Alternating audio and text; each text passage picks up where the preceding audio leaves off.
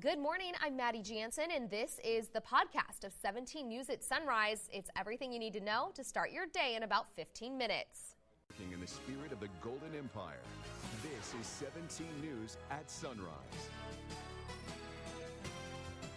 Good morning. Right now at 5, stepping up enforcement and tightening restrictions. Both things Governor Gavin Newsom is expected to talk about later today as California sees hospitalizations and cases on the rise. Local officials try to contain COVID infections in nursing facilities, finding some still not in compliance with guidelines meant to keep patients and staff safe. Where they're falling short coming up. And the second wave of suffering in Kern County may come from budget cuts as the county grapples with a multi-million-dollar deficit. We'll tell you which services may be no more on this Wednesday, July 1st, 2020. Good morning. It is 5 a.m. on this Wednesday, and oh my goodness, we are turning the calendar once again. It is a new month, July. Hard to believe, Maddie. Yeah, it's hard to believe, but we're heating on up, and Alyssa Carlson's in for Kevin this morning to give us our Wednesday weather. Good morning, Alyssa. Good morning, Maddie and Alex. Yes, I saw a fun meme that did say something. Here's July. Come on in quietly, sit down, and keep your mouth shut. Don't cause any problems. So hopefully the second half of this year will be a little bit more pleasant than the first. Looking here at nice temperatures, 72 degrees currently, 64 in Delano, 62 in Wasco, lower 70s from Taft to Buttonwillow. Only in those chilly 50s here in the mountains, 55 in Tehachapi. Meanwhile, we have clear skies and that storm system over the Rockies now continuing to work toward the Midwest. So with that being said, we will look as high pressure will be building in today. That's going to result in a warm up. So we'll start out near 80 degrees at 9 a.m. and then we'll be into the mid 90s today. Temperatures around 97 this afternoon here in Bakersfield. In the mountains, we'll actually top out in the lower 80s. So warming up here as well. I'll have much more in your complete pinpoint forecast, but first look at traffic this morning with Maddie. All right, thanks so much, Alyssa. News from around the state. Governor Newsom set to announce tighter restrictions today after seeing a 6% increase in hospitalizations and 4% increase in ICU patients over the last 24 hours. Newsom said another 4 counties will be likely added to California's lengthy watch list for community spread.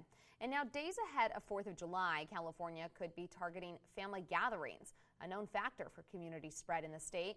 Newsom also said Wednesday's announcement will include details on how the state will step up enforcement of its reopening guidelines and mask mandate. You're not going to stay home and you're not going to wear masks in public. We have to enforce.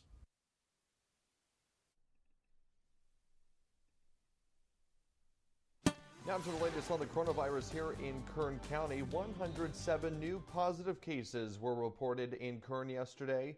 Public Health announced 2 new deaths. Since March, 70 people have died from coronavirus here in Kern. More than 4,600 positive cases have been confirmed. 99 people are hospitalized for treatment, and the state says 53 people are in ICU. Just under 1,200 are self-quarantined at their home. We'll bring you updated numbers later this morning. And addressing concerns about hospital capacity, Public Health Department Director Matt Constantine said the rate of new cases has been constant and predicted that even during Kern County's peak, hospitals will not be overwhelmed. According to Constantine, Kern County has 850 hospital beds available and 71 intensive care beds. Right now, he said 157 beds are likely being used. Constantine says, based on projections, hospitals will not exceed overall capacity, even when Kern's cases possibly peak in February. But we are on track to pass the ICU capacity in late July and then again in November. Here at home, we received an update on Kern County's skilled nursing facilities and their handling of COVID-19 infections. 17's Amber Frias listened in and filed this report. Matt Constantine says Kern Public Health has upped their communication with skilled nursing facilities across the county. He says they hold daily calls with each of them and have personally visited all 19 of them. It's through these visits that they found some facilities are still not in compliance. The Rehabilitation Center of Bakersfield was a facility that we visited last week. We visited them on, I believe it was on Thursday or Tuesday, but we observed their employees, some of their employees wearing cloth face coverings. He says according to state and local law, all healthcare workers must use a surgical mask. We're struggling with some of the skilled nursing facilities actually doing the ongoing testing. Skilled nursing facilities are also required to do on-site testing of their residents and staff on a regular basis. It was reported to us that Delano District Skilled Nursing Facility had or was taking residents to a site off-site for testing. According to Constantine, in March, the state gave these facilities $50,000 plus $2,500 per bed for COVID-related expenses, such as testing. Last Thursday, the Public Health Department established a hotline where residents, their families, and staff can contact the county about any issues they're having with a skilled nursing facility in the county. That number is 868-0555. This morning, they also established an email where you can do the same. That email is phcares@kerncounty.com. That's phcares@kerncounty.com. Amber Frias, 17 News. A day of difficult decisions for our county supervisors. First, the proposed $3 billion county budget and spending cuts to cover a $56 million deficit that could soon be felt across the board for most county departments. Kern leaders anticipate key revenue sources like hotel and sales tax will be way down this year, largely due to coronavirus. To close the revenue gap, most departments will have to absorb a 7.5% budget cut. Spending on county libraries slashed by 22%. Only 8 branches are expected to open in the next fiscal year. Board Chair Leticia Perez addressed what comes next for Kern. Our libraries, our critical services, all the things that make us a county and give us a life are going to be diminished in this process. It is our reality. We have to accept it and be as gracious and forthcoming and think about the county as a whole. As it stands now, the Sheriff's Office will not see any budget cuts. Community members wishing to weigh in on the budget can do so during public hearings. That's slated for August 3rd and 4th. The board is not expected to officially vote on the budget until late August. Supervisors took action to rein in costs associated with operating the county's fire department. It's the culmination of a long-running dispute involving escalating costs within the fire fund. 17's Alex Fisher investigated the issue and gave you the fire facts last December. His investigation revealed that while it's been over a decade since county firefighters have had a raise, many firefighters have managed to enhance their base pay by working large amounts of overtime at taxpayers' expense. County officials have long argued the fire department's work scheduling system has created a nearly $9 million annual deficit within the fire fund, which must be backfilled through the general fund, which pays for all basic county services. Alex found that the highest paid employee on the county's payroll is a fire captain who made $283,000 in 2019.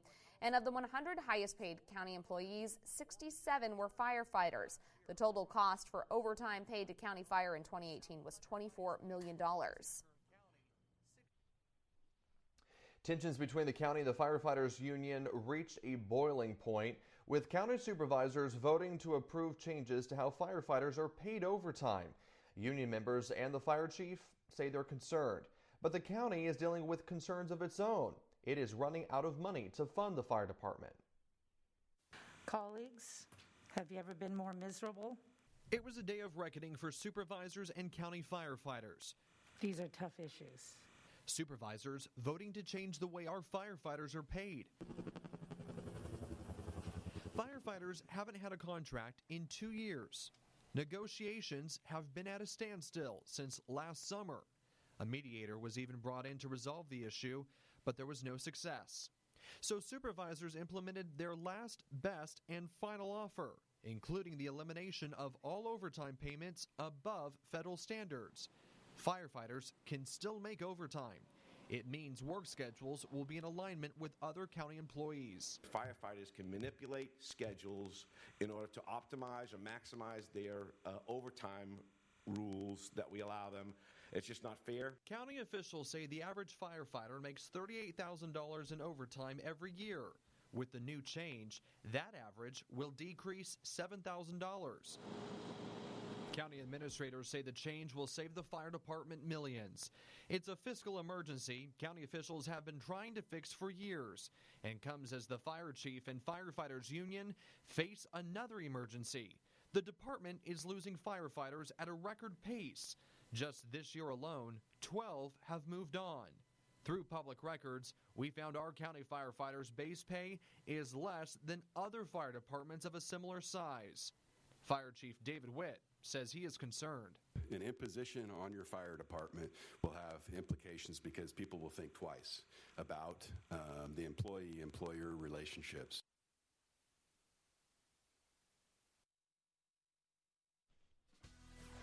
New this morning on Sunrise, a man was shot early this morning in South Bakersfield. It happened around 1:40 this morning when officers responded to a shooting at Ivy Tray and Monitor Street. Officers found a man at the scene who had been shot. Police say his wounds are minor, but he is expected to be okay. BPD says the shooter ran from the scene.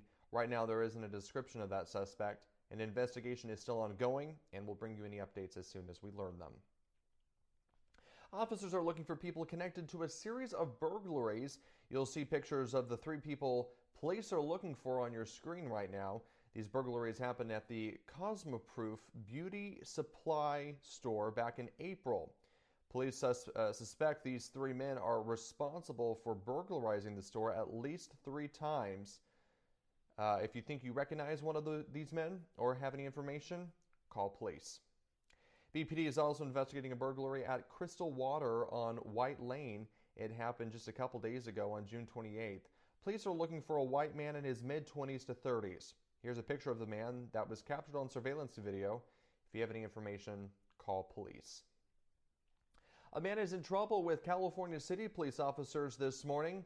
This is a picture of Jonathan Renee. He is accused of various crimes and engaging in illicit sexual acts with a minor. Renee was booked into Kern County Jail but was released after posting bail. An investigation is still ongoing, according to police. If you have any information about Renee, call California City Police. Bakersfield police need your help finding 2 men accused of sexual assault in central Bakersfield. We want to show you some composite sketches of the 2 suspects. Police say they're wanted for questioning over a sexual assault that happened just over a week ago. It happened near the corner of 17th and Union. Police say the 2 men were last seen in a newer model 4-door black Mercedes-Benz. The sheriff's office has identified the man they say shot and killed someone in southeast Bakersfield. This is a photo of Heriberto Zarate Granados, who also goes by Betillo Zarate. Deputies say he shot and killed Felipe Alfaro during an argument back on June 17th on Cottonwood Road between East White Lane and East Pacheco. If you know where he is or have any information about the shooting, call the sheriff's office at 861-3110. The 4th of July is right around the corner, and while you may be getting ready for some festivities, here's a reminder to act responsibly. CHP is putting out a maximum enforcement period in place this weekend. It all begins Friday night at 6. It is in effect until midnight on Sunday, July 5th. The California Department of Public Health is advising people to cut down on unnecessary travel this holiday weekend because of coronavirus. However, some people are still bound to go out to celebrate, and CHP reminds people to not drink and drive. It also reminds you to CHP also reminds you to obey speed limits and take your time on the road. Last year, during the same maximum enforcement period, 36 people died in traffic accidents. CHP also arrested more people under the influence. Your time now is 5:34. President Trump's under increasing pressure to respond to a growing firestorm over possible Russian payments to the Taliban for targeting U.S. soldiers. Alice Barr has the latest from Washington. Good morning, Maddie. For the 3rd day in a row, members of Congress are set to be briefed on this, with lawmakers in both parties stepping up demands to hold Russia accountable. This morning, the Gang of 8 bipartisan congressional leaders is set to be briefed amid growing demands for answers about allegations that Russia offered the Taliban cash bounties to kill U.S. soldiers in Afghanistan. NBC News has confirmed top White House officials learned of the plot as early as 2019, though the administration continues to insist President Trump was not initially informed because the intelligence was still in dispute. The White House spokeswoman pressed over whether the president reads his presidential daily brief. The president does read, and he also consumes intelligence verbally. This president, I'll tell you, is the most informed person on planet Earth when it comes to the threats that we face. House Speaker Nancy Pelosi suggesting another motivation. If the president wasn't briefed, it was probably because they were afraid to tell him any bad news about Russia and his friend Putin. The president's Democratic rival Joe Biden weighing in. If he was briefed and nothing was done about this, that's a dereliction of duty. U.S. intelligence officials trying to determine if any Americans died because of the alleged Russian bounties are now focused on a car bombing in Afghanistan last April that killed 3 Marines. That's according to multiple reports, but not confirmed by NBC News. The father of one of those killed, Corporal Robert Hendricks, telling NBC News it would break his heart if the reports were true. Some senators are already calling for harsh sanctions against Russia and designating Moscow as a state sponsor of terrorism, while other lawmakers want to wait until the intelligence is more clear. In Washington, Alice Barr, 17 News.